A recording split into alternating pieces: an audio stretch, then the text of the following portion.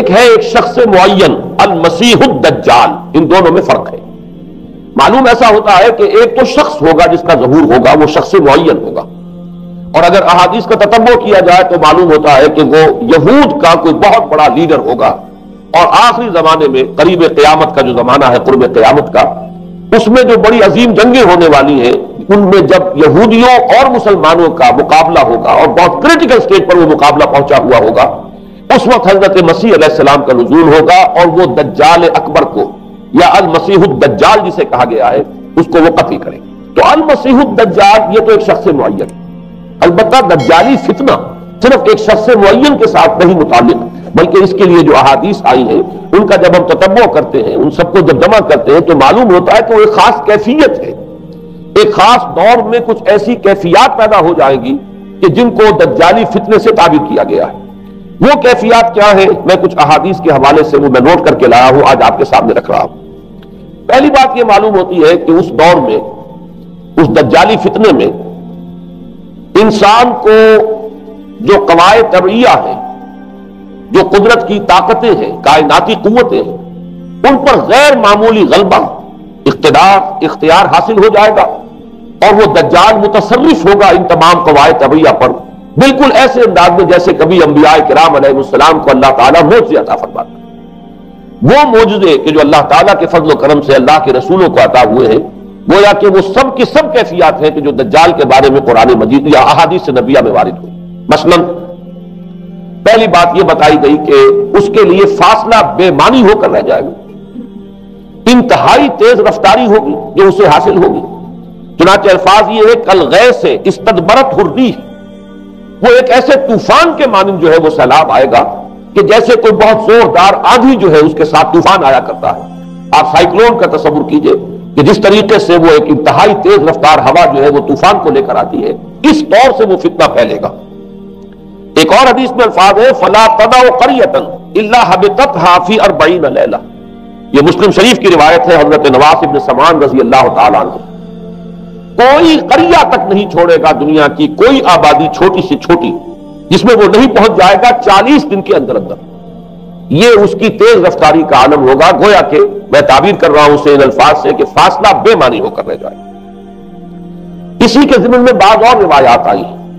سواری جو ہے اس دجال کی اس کو گدھے سے تعبیر کیا گیا ہے، اس لیے کہ ظاہر بات ہے اس دور میں اور کسی شے کا اگر تذکرہ کیا جاتا ہوائی جہاز کا یا راکٹس کا تو وہ تو لوگوں کی سمجھ میں نہ آتا، اور پہلے انہیں ساری سائنس پڑھانی پڑتی تب وہ الفاظ استعمال کرتے، لہذا وہ اس کا خچر، اس کا جس پر سواری ہوتی ہے، لیکن اس کی تیز رفتاری کے لیے الفاظ آئے ہیں کہ اس کا ایک قدم اگر مکے میں ہوگا تو دوسرا قدم شام میں جا کر پڑے، اور الفاظ یہ آئے ہیں کہ اس کے دونوں کانوں کے درمیان فاصلہ جو ہے وہ 40 باع کا یعنی 80 ہاتھ کا ہوگا۔ بلکہ حضرت علی رضی اللہ تعالیٰ عنہ کے خطبے میں جو اس کا بیان ہوا ہے کہ اس کا ایک کان جو ہے وہ 30 ہاتھ لمبا کان ہوگا اس کا۔ ابھی ذرا یہ صرف احادیث آپ سنتے جائیے، پھر اس کے بارے میں ان سب کو جوڑ کر جو ہمیں نتیجہ نکالنا ہے اس پر گفتگو بعد میں ہوگی۔ اسی طرح آواز کا معاملہ کہ اس کی آواز 4 دانگ عالم میں بیک وقت سنی جائے۔ الفاظ یہ ہے ینادی بصوت لہو یسمع لہو ما بین الخافقین، وہ ایک ایسی آواز کے ساتھ پکارے گا کہ جسے مشرق و مغرب کے مابین رہنے والا ہر شخص سنے گا۔ اس کی آواز جو ہے گویا کہ وہ تمام فاصلوں کے جو پردے ہیں اس کے لیے وہ حائل نہیں رہیں گے، بلکہ یہ کہ اس کی آواز جو ہے پوری دنیا میں مشرق و مغرب میں بیک وقت سنائی دے گی۔ تیسری بات معلوم ہوتی ہے کہ علاج معالجہ وہ اس انتہا کو اور عمل جراحی اس انتہا کو پہنچ جائے گا۔ یہاں وہ الفاظ آئے ہیں جو قرآن مجید میں حضرت مسیح کے معجزات کے لیے آئے۔ حضرت مسیح کے الفاظ میں ابرئ الاکمہ والابرص، کہ میں مادر ذات اندھے کو اور جو کوڑھ کا مرض تو ان دونوں کو میں ٹھیک کر دیتا ہوں۔ حضرت مسیح علیہ السلام صرف ہاتھ پھیرتے تھے اور مادر ذات جو نابینا ہے، اندھا، بینائی اس کی آ جاتی تھی، اور کوڑھی جو ہے اس کے جسم پر ہاتھ پھیرتے تھے اس کا کوڑھ درست ہو جاتا۔ ابرئ الاکمہ والابرص، وہی الفاظ آئے حدیث میں کہ دجال کو یہ قدرت حاصل ہو جائے گی۔ نمبر 2 یہ کہ وہ یحیی الموتیٰ، جیسے کہ حضرت مسیح کے الفاظ ہیں وہ یحیی الموتیٰ، میں زندہ کرتا ہوں مردے کو۔ حضرت مسیح فرماتے تھے ایک مردے کو قم باذن اللہ، وہ کھڑا ہو جاتا تھا۔ بالکل اسی طریقے سے دجال کو بھی قدرت حاصل ہو جائے گی کہ وہ مردوں کو زندہ کرے گا۔ مزید وضاحت ایک حدیث میں یہ ہے کہ وہ ایک شخص کو آری کے ساتھ بیچ میں سے چیرے گا، 2 ٹکڑے کر دے گا، پھر سینے گا اور زندہ کر دے گا۔ معلوم یہ ہوا کہ علاج معالجے کا علم اور دوسرے یہ کہ جراحی کا علم جو ہے وہ اپنی ان بلندیوں کو پہنچے گا کہ اس حد تک انسان کی رسائی ہو جائے گی۔ چوتھی بات، اس کو زمین اور فضا پر اس قدر غلبہ حاصل ہو جائے گا، الفاظ یہ حدیث کے یامر السماء فتمطر، وہ آسمان کو حکم دے گا بارش برسا اور وہ بارش برسائے گا، والارض فتنبت، اور زمین کو حکم دے گا کہ فصلیں اگا اور وہ اگائے گی، وَيَمُرُّ بِالْخَرْبَةِ فَيَقُولُ لَهَا اُخْرُجِي كُنُوزَكَ، اور وہ کسی ویرانے پر سے گزرے گا اور اسے حکم دے گا، ویران چٹیل میدان، اور حکم دے گا کہ اپنے خزانے نکال، اور فرمایا اس کا نتیجہ یہ نکلے گا فَتَتَّبِعُهُ كُنُوزُهَا، تو اس زمین کے جو خزانے ہیں وہ نکل کے اس کے ساتھ چلنے شروع ہو جائیں گے۔ زمین پر قدرت، فضا پر قدرت، بارش کا حکم ہوگا وہ بارش ہو جائے گی، آسمان بارش برسائے گا، زمین اپنے خزانے اگل دے گی۔ پانچویں بات، وَيُبْعَثُ مَعَهُ الشَّيَاطِينُ عَلَى صُورَةِ مَن مَاتَ، اس کے ساتھ کچھ ایسے شیاطین مبعوث ہوں گے کہ جو ان صورتوں کو اختیار کریں گے ان لوگوں کی جو مر چکے، من الآباء والأمہات والمعارف، جو آباء و اجداد اور مائیں اور دادیاں اور جو بھی جان پہچان والے لوگ ہیں جو فوت ہو چکے ہوں گے، وہ ان کی صورت اختیار کریں گے، فَتَأْتِيَ أَحَدَهُمْ فَيَقُولُ أَلَسْتُ فُلَانًا أَلَسْتَ تَعْرِفُنِي، پھر وہ آئے گا اور وہ شیاطین آئیں گے اور انسان سے کسی سے بات کریں گے، کیا تم مجھے نہیں پہچانتے، کیا میں تمہارا فلاں رشتہ دار نہیں ہوں، اپنی نشانیاں بیان کریں گے اور لوگ پہچانیں گے۔ یہ وہ احادیث ہے کہ جن کا جو نتیجہ نکلتا ہے اس کو پہچان لیجئے۔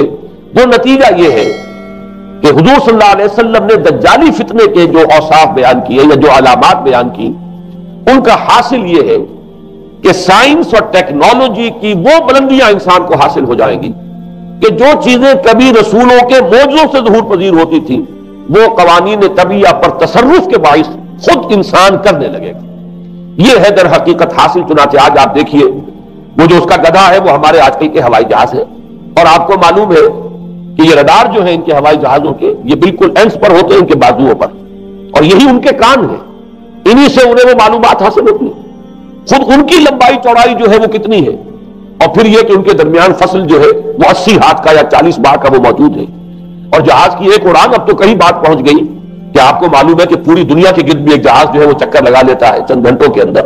لیکن یہ ہے کہ عام جو رفتار ہے اس میں بھی ایک پڑاؤ سے دوسرے پڑاؤ تک ایک جگہ سے، جس کو ہاپ کرنا کہتے ہیں، یہ بھی کم سے کم 500-700 میل کا عام طور پر سفر جو ہے وہ جہاز طے کر رہا ہے۔ اسی طریقے سے ہماری جو سائنس کی، خاص طور پر جو طبی سائنس ہے، اب اس میں جس طریقے سے کہ زندہ رکھا جاتا ہے انسانوں کو، اور وہ ویجیٹیبل چاہے کہا گیا ہے ان کو ہیومن ویجیٹیبلز، لیکن یہ کہ دل کی دھڑکن بھی چلائے جا رہے ہیں، خوراک بھی پہنچا رہے ہیں، آدمی جو ہے وہ زندہ سال تک زندہ پڑا رہتا ہے۔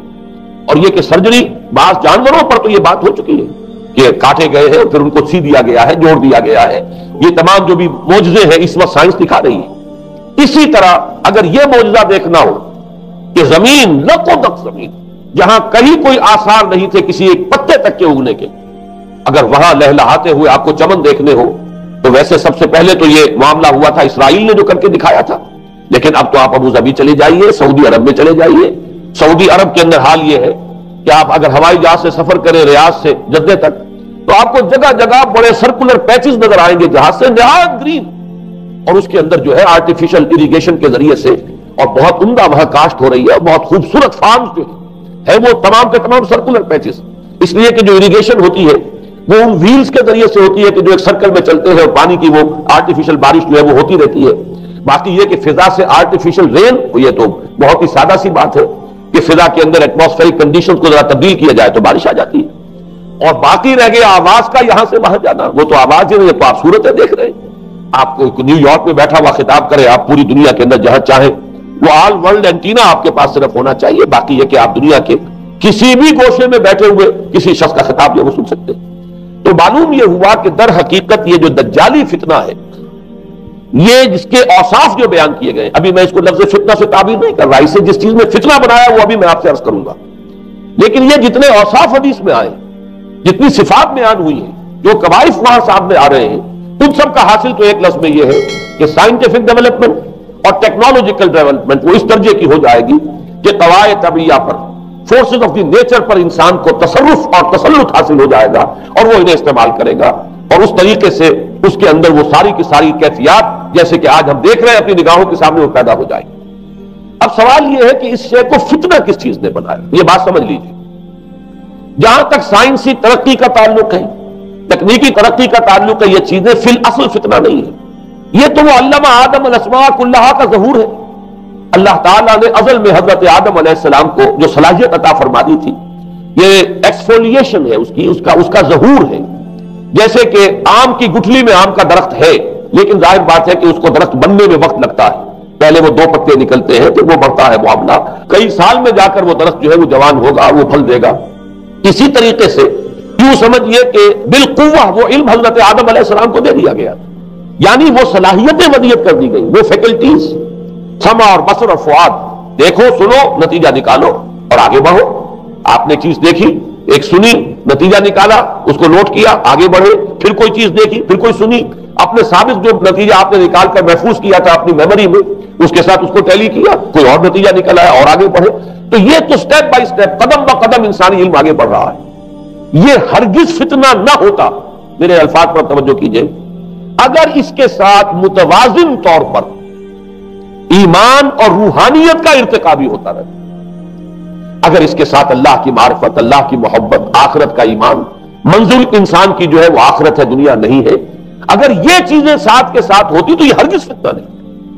فتنہ در حقیقت اسے جس نے بنایا ہے وہ یہ ہے کہ کچھ ایسے اسباب ہوئے ہیں، اور وہ اسباب آج مجھے بیان کرنے کہ در حقیقت موجودہ عیسائیت اس کا سب سے بڑا سبب ہے۔ اس کے نتیجے میں ایک بہت بڑا گیپ ہے، اپالنگ گیپ ہے، بڑا مہیم خلا ہے، بڑی وسیع خلیج ہے جو حائل ہو چکی ہے کہ ایمان اور روحانیت ختم ہوتے چلے گئے، اور یہ ٹیکنیکل اور سائنٹیفک ڈیولپمنٹ بڑھتی چلی گئی۔ ان دونوں کے درمیان جو مہیم خلا پیدا ہوا ہے اس نے اسے فتنہ بنا دیا ہے، اور عظیم ترین فتنہ بنا دیا ہے۔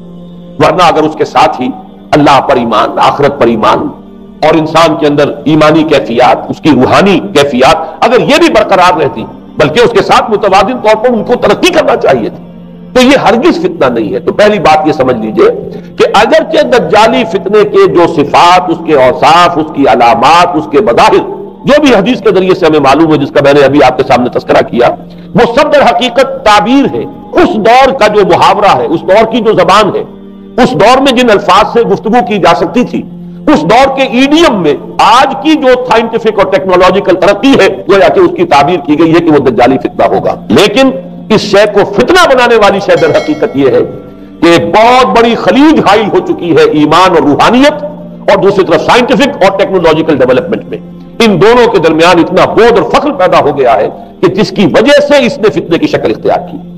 اس کا سبب کیا ہے، آج ہمیں اس پر غور کرنا ہے۔ دیکھیے حضرت مسیح علیہ السلام کا دین، اور جیسا کہ میں نے عرض کیا ہے سورہ کہف کے پہلے رکوع میں تذکرہ انہی کا ہو رہا ہے، وَيُنذِرَ الَّذِينَ قَالُوا اتَّخَذَ اللَّهُ وَلَدًا مَا لَهُم بِهِ مِنْ عِلْمٍ وَلَا لِآبَائِهِمْ كَبُرَتْ كَلِمَةً تَخْرُجُ مِنْ أَفْوَاهِهِمْ يَقُولُونَ إِلَّا كَذِبًا فَلَعَلَّكَ بَاخِعٌ نَفْسَكَ عَلَىٰ آثَارِهِمْ إِن لَّمْ يُؤْمِنُوا بِهَٰذَا الْحَدِيثِ أَسَفًا۔ ان آیات کا پہلے ترجمہ آپ سن لیجئے، جو پہلی آیات ہے ان کا ترجمہ ہم کر چکے ہیں۔ کل حمد اس اللہ کے لیے ہے جس نے اپنے بندے پر کتاب نازل فرمائی اور اس میں کوئی کجی نہ رکھی، جو بالکل سیدھی ہے اور خبردار کرتی ہے ایک ایسی بڑی عظیم اور مہیب جنگ سے کہ جو خاص اللہ کی طرف سے ہوگی، اور بشارت دیتی ہے مومنین کو جو نیک عمل کریں کہ ان کے لیے بہت بڑا اور بہت عمدہ اجر ہے، ماکثین فیہ ابدا، وہ اس میں رہیں گے ہمیشہ ہمیشہ۔ وَيُنذِرَ الَّذِينَ قَالُوا اتَّخَذَ اللَّهُ وَلَدًا، اب دوہرا کر بات آئی، اور تاکہ خبردار کر دے ان کو جنہوں نے یہ کہا کہ اللہ نے کسی کو اپنا بیٹا بنایا۔ مَا لَهُم بِهِ مِنْ عِلْمٍ، نہیں ہے ان کے پاس اس کے بارے میں کوئی علم، وَلَا لِآبَائِهِمْ، نہ ان کے آباء و اجداد کے پاس کوئی علم تھا، کوئی عقلی دلیل نہیں، کوئی اللہ کی اتاری ہوئی کسی کتاب میں، اللہ کے اتارے ہوئے کسی صحیفے میں اس کے لیے سند نہیں۔ وَلَا لِآبَائِهِمْ كَبُرَتْ كَلِمَةً تَخْرُجُ مِنْ أَفْوَاهِهِمْ، بہت بڑی بات ہے کہ جو نکل رہی ہے ان کے منہوں سے، إِن يَقُولُونَ إِلَّا كَذِبًا، نہیں بول رہے یہ، نہیں کہہ رہے یہ مگر جھوٹ۔ فَلَعَلَّكَ بَاخِعٌ نَفْسَكَ عَلَىٰ آثَارِهِمْ، تو اے نبی صلی اللہ علیہ وسلم شاید کہ آپ اپنے آپ کو ہلاک کر لیں گے ان کے آثار پر۔ یہ آثار کے لفظ کو میں ابھی جو کٹو رکھ رہا ہوں، بعد میں اس کی وضاحت کروں گا۔ إِن لَّمْ يُؤْمِنُوا بِهَٰذَا الْحَدِيثِ أَسَفًا، اگر یہ لوگ ایمان نہ لائے اس حدیث پر، یہ حدیث قرآن، اس پر اگر یہ ایمان نہ لائے، جیسے کہ وہاں فرمایا گیا تھا اگر رحمت خدابندی میں داخل ہونا ہے اے بنی اسرائیل تو یہ شاہدرہ ہے رحمت خدابندی کا قرآن حکیم، آؤ اور داخل ہو جاؤ۔ یہاں پر ان عیسائیوں کو متنبہ کیا جا رہا ہے، اگر وہ اس حدیث پر، یہ حدیث اللہ کی کتاب، احسن الحدیث کتاب متشابہہ فبأی حدیث بعدہ یؤمنون، اگر اس اللہ کی حدیث پر، اللہ کی کتاب پر یہ ایمان نہ لائے تو جو ان کے آثار ہوں گے، جو نتائج نکلیں گے، ان پر اے نبی شاید کہ آپ اپنے آپ کو صدمے اور رنج اور غم سے ہلاک کر لیں۔ یہ ہے در حقیقت وہ آیات کے جن میں تذکرہ ہو رہا ہے عیسائیت کا، لیکن عیسائیت سے مراد کیا ہے اسے سمجھیے۔ حضرت مسیح علیہ السلام کا دین تو بعین ہی وہی دین تھا جو دین آدم سے لے کر محمد تک صلی اللہ علیہ وسلم وعلیہ الصلوۃ والسلام جتنے انبیاء آئے ہیں ان کے دین میں کوئی فرق نہیں۔ دین توحید وہی ایمان، البتہ شرائع کے اندر، شریعتوں میں کوئی تفصیلی احکام میں فرق ہوا ہے، شریعت موسوی اور شریعت محمدی میں علیہ الصلوۃ والسلام تھوڑا فرق ہے، دین ایک ہی ہے۔ شرع لکم من الدین ما وصى به نوحا والذی اوحینا الیک وما وصینا به ابراہیم وموسیٰ وعیسیٰ، دین میں تو ہم نے وہی شے تمہارے لیے بھی معین کی ہے مسلمانوں، کہ جس کی کہ ہم نے نوح کو وصیت کی تھی اور جس کی کہ ابراہیم کو اور موسیٰ کو اور عیسیٰ کو وصیت کی، دین ایک ہے۔ ان الدین عند اللہ الاسلام، تو دین مسیحی بھی وہی تھا، بعید نہیں، جو دین محمدی ہے اور دین موسوی ہے صلی اللہ علیہ وسلم علیہ الصلوۃ والسلام۔ البتہ حادثہ جو نہایت عظیم پیش آیا ہے وہ یہ ہے کہ ساؤل اس کا نام تھا پہلے، جس نے کہ اپنی زندگی میں حضرت مسیح علیہ السلام جب تک موجود تھے دنیا میں شدید انہیں تکلیفیں پہنچائیں، شدید ایذائیں پہنچائیں، ان کی مخالفت پر کمر بستہ رہا، لیکن اس کے بعد جب انہیں اٹھا لیا گیا، یا عیسائیوں کے عقیدے کے مطابق وہ سولی دیے گئے، اور اس کے بعد ان کا عقیدہ بھی یہ ہے کہ سولی پانے کے بعد پھر وہ زندہ ہو کر آسمان پر چلے گئے، جبکہ ہم یہ سمجھتے ہیں اور ہمارا ایمان ہے کہ انہیں سولی دی نہیں گئی، بلکہ انہیں تو پہلے ہی اٹھا لیا گیا تھا، ان کی جگہ کوئی اور ہے۔ انجیل برنباس نے یہ بات بالکل واضح کر دی کہ در حقیقت وہی حواریین میں سے جس نے کہ غداری کی تھی اور پکڑوایا تھا، مخبری کی تھی، وہی ہے جس کی شکل بنا دی گئی تھی حضرت مسیح علیہ السلام کے جیسی مانند، اور وہ شخص ہے کہ جو سولی چڑھا ہے۔ بہرحال عیسائیت اس وقت کی جو اس کا عقیدہ ہے اور جو ہمارا عقیدہ اور ایمان ہے، ان دونوں کی روح سے حضرت مسیح علیہ السلام آسمان پر اٹھا لیے گئے۔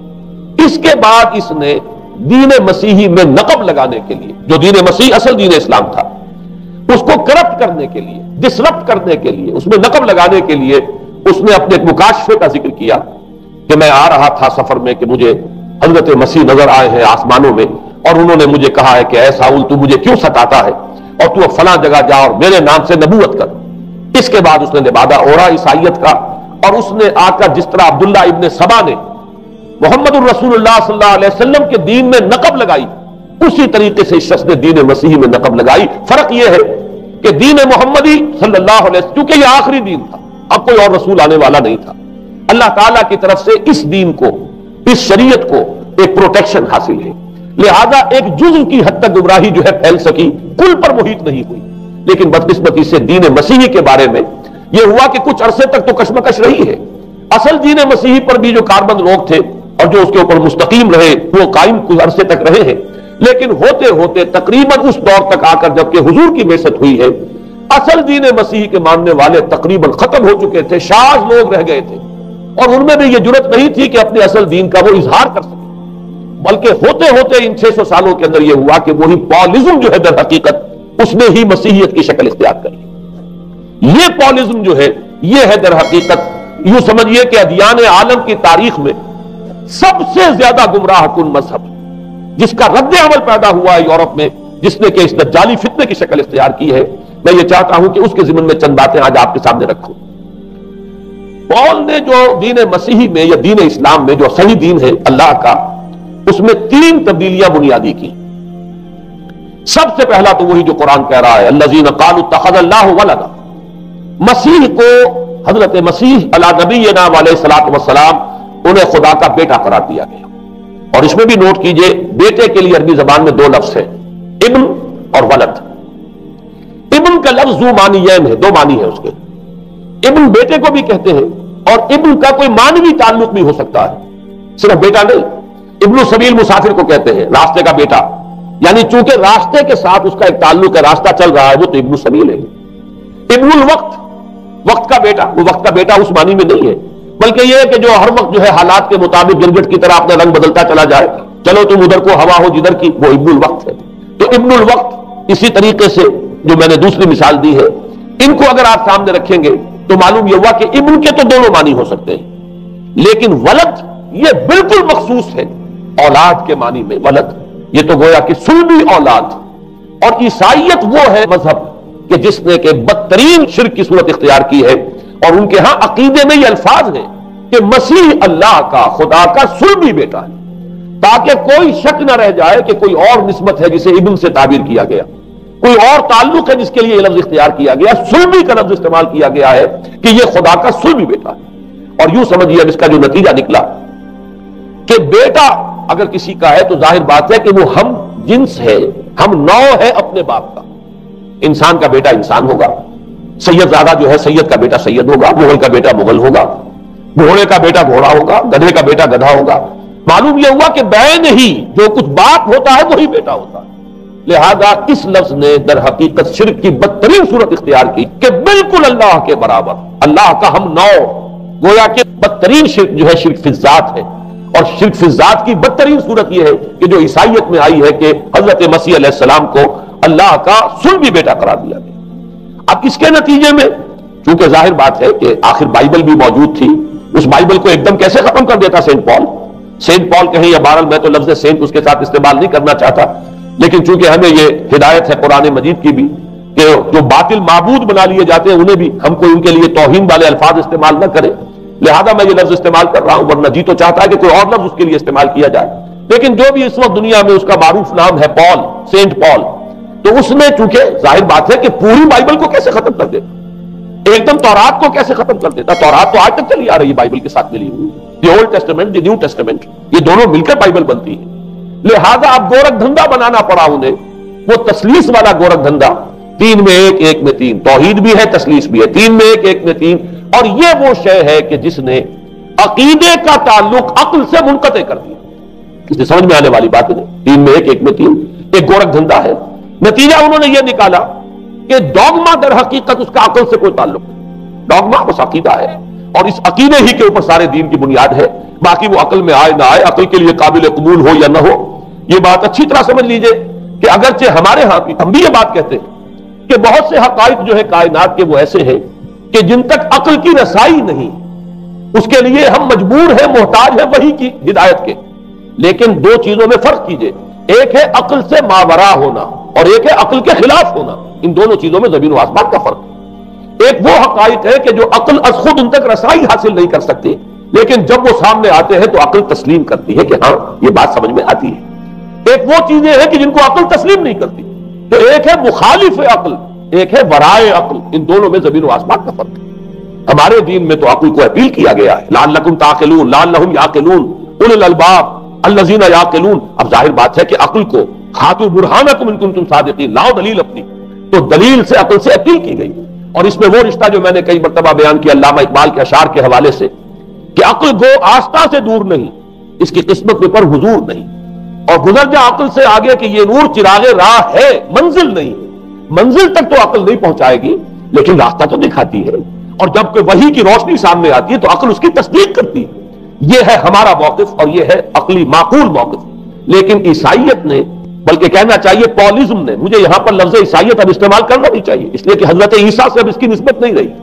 حضرت عیسیٰ سے اس کی نسبت جو ہے یہ مس نومر ہے، یہ غلط نام ہے. دی 100 کا مصنف جو ہے ڈاکٹر مائیکل ہارٹ، اس نے یہ بہت بڑی بات کہی ہے. اس نے کہا در حقیقت موجودہ جو عیسائیت ہے اسے پالزم کہنا چاہیے. یہ پالزم ہے، کرسچینٹی نہیں. اس لیے کہ در حقیقت حضرت مسیح علیہ السلام کی تعلیم جب تک وہ دنیا میں تھے وہ یہ نہیں تھی کہ جو پال نے دی. البتہ اس نے پال کو بہت بڑا شخص مانا، اس میں کوئی شک نہیں، اس لیے کہ اس نے تاریخ کے ایک دھارے کا جو ہے وہ رخ موڑ دیا ہے. اللہ تعالیٰ کے صحیح دین کو گویا کہ قلع قما کر کے ایک نیا دین اس طریقے سے پھیلایا ہے کہ آج بھی شاید دنیا میں کثیر ترین تعداد عیسائیت ہی کے نام لیواؤں کی ہے، واللہ عالم، یا شاید گوتم بدھ کے ماننے والوں کی ہے. بہرحال یہ کہ بہت بڑی تعداد میں آج حضرت مسیح علیہ السلام کی طرف جو منسوب ہے غلط طور پر دین، اس کے نام لیوا دنیا میں. اس اعتبار سے وہ یقیناً اس کا تو حق لگتا ہے کہ اس کا نام بھی اس کتاب میں آئے کہ جس نے تاریخ کے اوپر اثرات اپنے پیدا کیے. اور حضرت مسیح علیہ السلام جب تک دنیا میں تھے، عیسائیت کی حقیقت بنی اسرائیل یا یہودیت کے ایک فرقے سے زیادہ نہیں تھی. ڈیٹیچ نہیں ہوا تھا یہ دین حضرت موسیٰ علیہ السلام کے دین سے. لیکن یہ کہ پال نے اسے بالکل ایک مستقل بذات ایک جدا گانا دین کی شکل دے دی ہے، تو یہ پالزم ہے. پالزم نے در حقیقت سب سے پہلا کام یہ کیا کہ عقل سے بالکل تعلق منقطع کر دیا. عقیدہ ڈوگما جو ہے وہ خلاف عقل، جو بات عقل میں آئے نہ آئے بس مان لی. تو پہلی تو یوں سمجھیے کہ نقب جو لگی ہے دین کے اندر اس تسلیس کے حوالے سے، اور تسلیس کا گورکھ دھندا خلاف عقل، لہذا ڈوگما کی جو کا لفظ جو استعمال ہوا ہے کہ بس اس کو تو ہم مانیں گے چاہے وہ عقل کے لیے قابل قبول ہو یا نہ ہو. دوسرا اس سے بھی زیادہ آپ دیکھیے ایک سے ایک بڑھ کر اینٹ رکھی جا رہی ہے. خشت اول چونے حد میں مار کر تاثریا امیر احمد دیوار کچ. دوسرا کفارے کا عقیدہ جو مبنی ہے صلیب کے عقیدے پر. مسیح نے انتہائی ذلت کی موت یعنی صلیب کی موت جو ہے وہ خود کہتے ہیں کہ انتہائی ذلت کی موت ہے. یہ ذلت کی موت کا پیالہ اس لیے پیا تاکہ اس کے ماننے والوں کی طرف سے کفارہ ادا ہو جائے. مسیح کفارہ ادا کر چکا ہے. اب جو شخص بھی مسیح کو مان لے گا اس کی گویا کہ نجات ہو گئی. اس کا عمل سے کوئی تعلق، عمل ہو نہ ہو، بد کردار ہو، اچھا کردار والا ہو، نیک ہو، بھلا ہو، جیسا بھی ہو، برا ہو، بدماش ہو، لچا ہو، لفنگا ہو، مسیح کو مان لے. صرف ماننے پر، اس لیے کہ مسیح تو اس کی طرف سے کفارہ پیش کر چکا. سارے گناہوں کا کفارہ جو ہے مسیح نے انتہائی ذلت آمیز موت جو ہے قبول کر کے گویا کہ اپنے ماننے والوں کے تمام گناہوں کا کفارہ دے دیا. یہ دوسرا عقیدہ. اس کا نتیجہ کیا نکلا؟ تسلیس نے عقل سے تعلق توڑ دیا تھا مذہب کا، اس نے عمل سے تعلق توڑ دیا. ڈوگما ہی ڈوگما ہے، نہ عقل سے کوئی تعلق نہ عمل سے کوئی تعلق، کوئی تعلق نہیں رہا. دین کی جڑیں جو ہے دونوں اعتبار سے، دین تو نام ان دو چیزوں کا الا الذین آمنوا وعملوا الصالحات، دونوں کی گویا کہ جڑیں منہدم ہو گئی، بنیادیں منہدم ہو گئی، جڑیں کاٹ دی گئی کہ نہ اس کا تعلق عقل کے ساتھ ہے نہ عمل کے ساتھ. تیسری بات آئی ہے، اس نے کہا شریعت منسوخ. یہ عجیب ہے، دیکھیے جسے آئرنی آف فیٹ کہتے ہیں انگریزی زبان میں. ابھی تک بائبل کے اندر سینٹ میتھیو کے جو روایت ہے، متی کی انجیل جسے کہا جاتا ہے gospel of the lord according to saint Matthew, اس میں جو سرمن آف دی ماؤنٹ ہے، ایک واعظ ہونے کے اعتبار سے واقعتاً میں اس کی عظمت کا بڑا قائل ہوں. عظیم ترین واعظ ہے دنیا کا. اس کے شروع میں یہ الفاظ موجود ہے، don't think I have come to destroy law. ہرگز یہ نہ سمجھنا کہ میں شریعت کو ختم کر دے آیا. وہ یہ کہہ کر گئے تھے کہ شریعت موسوی تم پر لاگو رہے گی، عائد رہے گی، لیکن پال نے تیسرا نقب لگایا، شریعت ساقط کر دی. اس کی ضرورت کیوں محسوس ہوئی یہ بھی سمجھ لیجئے. حضرت مسیح یہ کہہ کر گئے تھے کہ میں صرف بنی اسرائیل کے لیے آیا ہوں، میں اسرائیل کے گھرانے کی کھوئی ہوئی بھیڑوں کی تلاش میں آیا ہوں. انجیل میں یہ الفاظ آج بھی موجود. حضرت مسیح نے اپنے حواریین کو جب بھیجا ہے کہ اب جاؤ تبلیغ کرو میری طرف سے، اس کی ہدایتوں میں ایک ہدایت یہ بھی ہے کہ تمہیں صرف اسرائیلیوں تک تبلیغ کرنی ہے، باہر نہیں. میں صرف اسرائیلیوں کی طرف رسول بنا کر بھیجا گیا ہوں. یہ الفاظ بھی موجود ہیں. اگرچہ اس وقت کے انجیل میں جو الفاظ ہیں وہ تو میں سمجھتا ہوں کہ حضرت مسیح علیہ السلام کے شایان شان نہیں ہے، وہاں کوئی نہ کوئی تحریف ہوئی ہے لفظی، اس لیے کہ وہاں تشبیہ دی گئی ہے کہ کوئی اپنے بچے کے حصے کی روٹی جو ہے کتے کے آگے نہیں ڈالتا. گویا کہ جینٹائلز جو ہیں غیر بنی اسرائیلی، انہیں اس جملے کی روح سے انہیں کتوں سے تشبیہ دی جا رہی ہے کہ میرے پاس میرے بچوں کے حصے کی روٹی ہے، میرے بچے ہیں اسرائیلی، میری روٹی جو ہے یہ جو میرے پاس ہے وہ اسرائیلیوں کے لیے ہے. کوئی اپنے بچوں کے حصے کی روٹی کتے کو نہیں کھلاتا. یہ جملہ تو میں سمجھتا ہوں حضرت مسیح کا نہیں ہو سکتا، لیکن یہ ہدایت کہ تمہیں تبلیغ صرف اسرائیلیوں میں کرنی ہے، یہ قرآن مجید کی روح سے ثابت ہے. اس لیے کہ قرآن بھی یہ کہتا ہے کہ رسولاً الی بنی اسرائیل، حضرت مسیح علیہ السلام رسول بنا کر بھیجے گئے تھے بنی اسرائیل کی طرف. اس لیے کہ وہ یوں سمجھیے کہ جسے ہمارے ہاں عام اصطلاحات میں علماء کہا کرتے ہیں تاج و تخت ختم نبوت، وہ تاج و تخت ختم نبوت تو ابھی منتظر تھا محمد الرسول اللہ صلی اللہ علیہ وسلم کی آمد کا کہ وہی آئیں گے تو انہی کی بعثت ہوگی پوری نوع انسانی کی طرف. آپ سے پہلے کسی رسول کی بعثت پوری نوع انسانی کی طرف نہیں ہوئی بشمول حضرت مسیح علیہ السلام. ہر جو ہے رسول جو آیا ہے آپ سے پہلے اپنی اپنی قوموں کی طرف آیا ہے. لیکن اس پال نے کیا کیا؟ پہلے تو یہ اصول توڑا. ہم اس دین مسیحی کی یا جو پالزم ہے اس کی اب تبلیغ کریں گے غیر اسرائیلیوں میں بھی. وہاں انہیں دقت پیش آئی. شریعت موسوی بڑی بھاری شریعت ہے، اور وہ بھاری شریعت جو ہے اس کو قبول کرنا تو لوگوں کے لیے آسان نہیں. تو انہوں نے یہ کیا کہ یہ شریعت تم پر ثابت، شریعت کا بوجھ تم پر نہیں، برڈن آف لا یہ تمہارے لیے نہیں ہے. اور میں یہاں مثال دے دینا چاہتا ہوں، میں نے ہی تاریخ نے اپنے آپ کو دہرایا ہے. عبداللہ ابن سبا نے جو فتنہ شروع کیا تھا ہمارے ہاں، ہماری تاریخ میں جو اس کے اثرات پھر پیدا ہوئے ہیں ان میں سے ایک جو ہے وہ شکل وہ اسماعیلیت والی ہے کہ اسماعیلیت نے بھی میں نے ہی یہی شکل اختیار کی ہے. ہندوستان میں آ کر جب اسماعیلی داعیوں نے جب تبلیغ کی ہے تو شریعت ثابت کر دی. آج آپ کو جو اسماعیلی ملیں گے ان کے ہاں کوئی شریعت نہیں ہے، کوئی نماز نہیں، مسجد ان کی ہوتی نہیں، جماعت خانہ ہوتا ہے، وہ کلب گھر ہے، آتے ہیں جمع ہوتے ہیں کھانا کھاتے ہیں، اللہ اللہ خیر صلی اللہ کی باتیں چیتیں کرتے ہیں. ان کے اوپر شریعت ہے ہی نہیں، نہ روزہ ہے نہ نماز ہے. اور بین ہی وہی جو اختیارات میں ابھی آپ کو بتاؤں گا کہ جو پوپ کے ہیں وہی ان کے امام حاضر کے اختیارات ہیں۔ بہرحال تیسری نقب جو میں نے عرض کی آپ سے وہ یہ تھی کہ شریعت منسوخ، اس کا نتیجہ کیا نکلا؟ اب دیکھیے ذرا غور کیجئے، ایک بہت بڑا خلا پیدا ہو گیا، وہ خلا کون پر کرے گا؟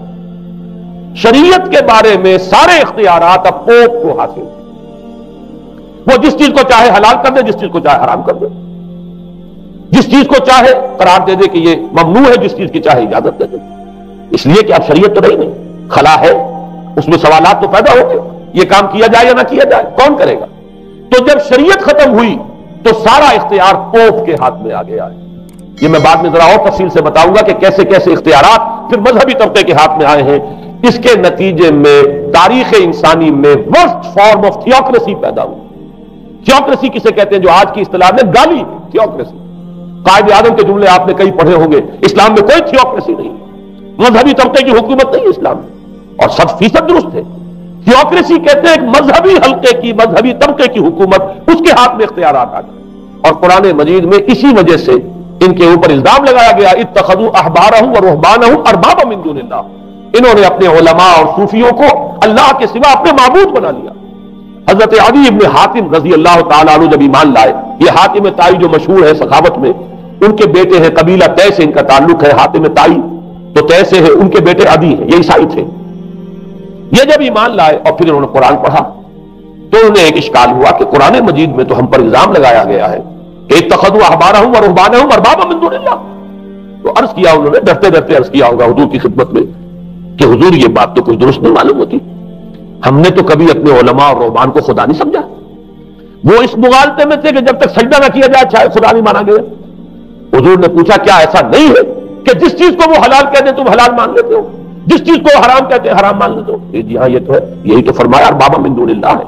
تحلیل و تحریم کا اختیار صرف اللہ کے ہاتھ ہے، یا اللہ کے نمائندے کی حیثیت سے اس کے رسول کے پاس ہے جس کو وحی آتی ہے، اس کے بعد کسی کو اختیار نہیں ہے۔ اجتہاد کر سکتا ہے لیکن اجتہاد کے لیے دلیل دینی ہوگی، نص سے، کتاب اللہ سے کوئی دلیل لاؤ، سنت رسول اللہ سے کوئی دلیل لاؤ، استنباط کرو، عقل سے بات کرو، لیکن یہ ہے کہ تحلیل و تحریم یہ خدائی اختیار ہے، اللہ کے ہاتھ میں اس کا اختیار ہے، اور اللہ کے نمائندے کی حیثیت سے زیادہ یہ اللہ کے رسولوں کے ہاتھ میں اختیار آتا ہے، اس کے علاوہ کسی کے لیے، کسی اور کے لیے یہ مان لیا گیا تبھی تو ان کو خدا بنا لیا گیا۔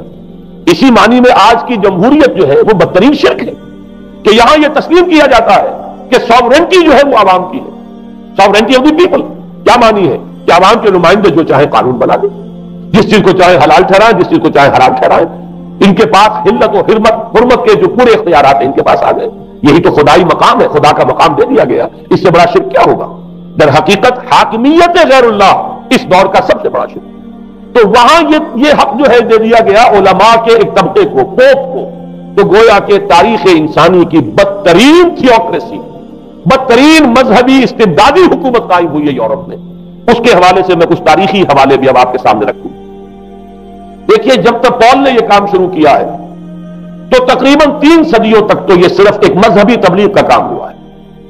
انہوں نے کوششیں کی، محنتیں کی، پیغام پہنچایا، اور جیسا کہ میں عرض کر چکا ہوں اس وقت تک گڈمٹ تھے، پال کے ماننے والے بھی تھے اور حضرت مسیح کے جو اصل صحابہ تھے جو ان کے حواریین تھے ان کے ماننے والے بھی تھے، لہذا کشمکش ان کے اندر بھی چل رہی تھی۔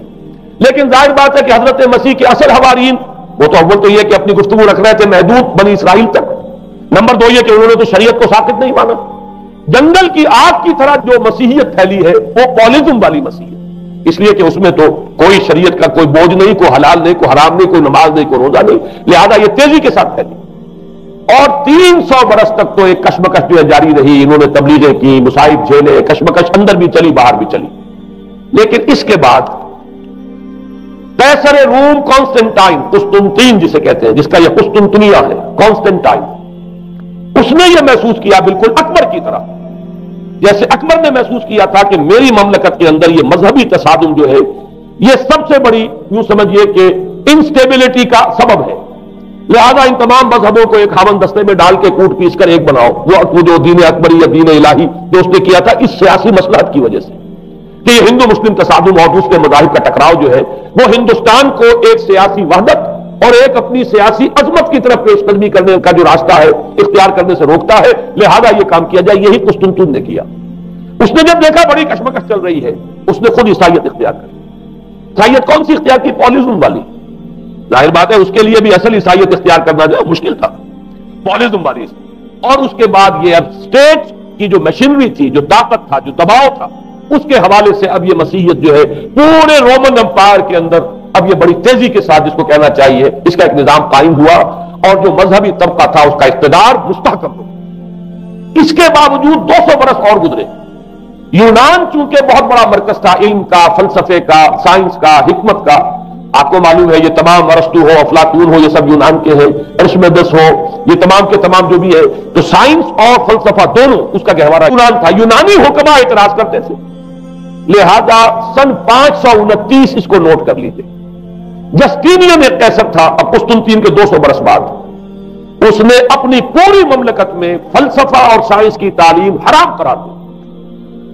کوئی نہ فلسفہ پڑھ سکے گا نہ سائنس، جو فلسفہ پڑھے گا اس کو مرتد قرار دے دیا جائے گا اور زندہ آگ میں جلا دیا جائے گا۔ انکوزیشن کورٹس قائم ہوئی، وہ صرف مذہبی عدالتیں اس لیے قائم ہوتی تھی کہ جس کے بارے میں معلوم ہو جائے کہ یہ فلسفہ پڑھتا ہے یا یہ سائنس پڑھتا ہے، اس لیے کہ فلسفہ اور سائنس دونوں جڑ کاٹتے ہیں اس ڈوگما کی۔ وہ ڈوگما جو پالیزم والا ڈوگما ہے، اس کی جڑ کھودنے والی ہے دونوں چیزیں، اور چونکہ وہ دونوں عقل کو اپیل کرتی ہیں، یہ ڈوگما عقل کے متضاد ہے، لہذا مذہب کا تحفظ اسی طرح ہو سکتا ہے کہ اب ان دونوں کو بالکل ممنوع قرار دے دیا جائے۔ یوں سمجھیے کہ تقریباً 1000 برس تک یورپ میں، چونکہ سب سے بڑی امپائر یہی تھی، یورپ میں فلسفہ اور حکمت اور یہ سائنس کی تعلیم ممنوع رہی۔ یہ ہے در حقیقت سب سے پہلا کام جو جسٹینین نے کیا 529 میں۔ اس کے بعد آگے چل کر پوپ کا جو اقتدار ہے وہ اتنا زبردست بنا ہے، پوپ کو اختیار حاصل ہو گیا جس چیز کو چاہے وہ قانون کا درجہ دے دے، اس لیے کہ شریعت تو ہے نہیں، خلا پوپ کون کرے گا؟ پوپ کو کرے گا۔ پوپ کو اختیار حاصل ہو گیا، وہ جس کے گناہ چاہے معاف کر دے۔ اب دیکھیے اگرچہ ویسے تو گناہ پہلے ہی معاف ہو گئے کہ جس نے مسیح کو مان لیا گناہ تو معاف ہو گئے اگلے پچھلے سب، لیکن یہ کہ پھر بھی ایک خلش رہ جاتی ہے انسان کے دل میں، کیونکہ ایک اخلاقی حص انسان کے اندر اللہ نے پیدا کی ہوئی ہے۔ جب کوئی شخص کرتا ہے، کوئی بدکاری کرتا ہے، کوئی چوری کرتا ہے، ڈاکہ ڈالتا ہے، تو وہ جو ایک کانشنس ہے، وہ جو ٹرک کرتا ہے، اس کو بھی ختم کرنے کے لیے اگر پوپ یا کارڈینل یا اس کے کسی نمائندے کے سامنے جا کر اعتراف گناہ کر لو اور کچھ اس کی مٹھی گرم کرو، کچھ ہدیہ پیش کرو، تو توبہ نامہ، معافی نامہ تمہیں دے دیا جائے گا، اور وہ جو چیز ہے وہ تمہارے لیے سند ہے کہ کوئی تم سے باز پرس تمہارے گناہ کی نہیں ہو سکتی۔ پھر ان کی قیمتیں تھی، ان کے لیے بڑی بڑی جو ہے ہدیے مقرر کیے گئے تھے۔ تیسری چیز بائبل کا اول تو یہ کہ مفہوم جو ہے وہ کوئی سند نہیں ہے، اس لیے کہ بائبل ہانٹ کر رہی تھی نا، اولڈ ٹیسٹمنٹ بھی ہے، یہ حضرت مسیح کی یہ 4 انجیلیں بھی ہے، یہ تعلیم کچھ اور ہے، لہذا بائبل جو ہے وہ سند نہیں ہے، سند پوپ کا جو ہے فرمان وہ سند، بائبل کی شرح کرنے کی، بائبل کی طرف سے کوئی دلیل لانے کی کسی کو کوئی حق حاصل نہیں۔ یہ جبر تھا، یہ تشدد تھا یورپ میں، یہ وہ دور تھا جبکہ اسلام پھیل رہا تھا۔ میں نے اس لیے آپ سے کہا تھا، نوٹ کرایا آپ کو، 529 میں جسٹینین کا یہ فرمان ہے، 571 میں حضور کی ولادت ہو رہی ہے، وہی صدی ہے، اور 630 کے آس پاس، بلکہ 629 کے آس پاس سلطنت روما کے ساتھ مسلمانوں کا ٹکراؤ شروع ہوا۔ تو یہ تاریخی ان کو ریلیشن جو ہے ذہن میں رکھیے، جس وقت مسلمان آئے اور 200-300 برس جو ان کے عروج کے ہیں، اس وقت آپ کو معلوم ہے کہ تقریباً 6 صدیاں ہو چکی تھی کہ یورپ بالکل جس کو کہا جاتا ہے ڈارک ایجز، انتہائی تاریکی، مذہبی جبر اور استبداد، اس کے سوا کچھ نہیں، اور ملاؤں کی حکومت جسے آپ کہیں گے، جسے آج کل کی اصطلاح میں کہا جائے گا، وہ جس کو چاہے جو چاہے سزا دے دے، پوپ کو اختیار حاصل ہے۔ کسی کے بارے میں ذرا جیسے بعض اوقات خبریں سچی ہیں یا جھوٹی، لیکن میں مثال دے رہا ہوں جیسے خبریں آتی رہی ہیں ایران کے بارے میں کہ کہیں اگر معلوم ہو گیا ہے تو پاسداران انقلاب پہنچے اور سمری ٹرائل اور فوراً ختم کیا آدمی کو۔ اس قسم سے انکوزیشن رپورٹس جو ہیں وہ یہ کورس وہاں قائم ہوئی، اور یوں سمجھیے کہ لاکھوں افراد تحت کیے گئے، زندہ جلائے گئے۔ لیکن اس کے بعد جب عالم اسلام میں وہ روشنی پھیلی، اور خاص طور پر بنو عباس کے زمانے میں، اب بھاگ بھاگ کر وہاں جو بھی تھے فلسفے کے اور سائنس کے کوئی دلچسپی رکھنے والے، وہ بھاگ کر عالم اسلام میں آ گئے۔ یہاں وہ کتابیں جو ہیں ان کے ترجمے ہوئے، خاص طور پر مامون اور ہارون الرشید کے زمانے کے اندر یہ علم جو ہے ہندوستان سے بھی لیا، یونان سے بھی لیا مسلمانوں نے، اور اس کے بعد یہ غرناطہ اور قرطبہ کی یونیورسٹیوں کے ذریعے سے اس علم نے پینیٹریٹ کیا ہے دوبارہ یورپ میں۔